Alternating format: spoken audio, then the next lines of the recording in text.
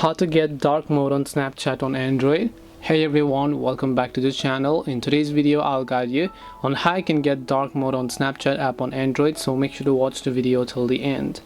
In order to get dark mode on the Snapchat app on Android, it's actually very simple to do so. All you have to do is go ahead and first of all make sure to launch the Snapchat application here. Once you launch the Snapchat app, you're going to be able to see this type of interface where if I currently show you, you can see I'm on the lighter theme. So what if I want to switch to a darker theme? So for this, just tap the Bitmoji avatar from the top right hand side of the screen. Snapchat has made a new update, so make sure that you're updated to the latest version. Now just tap the gear icon located at the top right hand side. Once you tap the gear icon from the top right, if you scroll over here, you'll find this option known as app appearance. So you can select this option, and here you can see two options: always light or always dark. So depending upon what you want, if you want to set it to dark, you can just select the always dark option. And now you can just go ahead and select the restart now option, and then you'll get successfully restarted. And now if I show you, we're on the darker theme, and this way you'll be able to get dark mode for Snapchat on Android.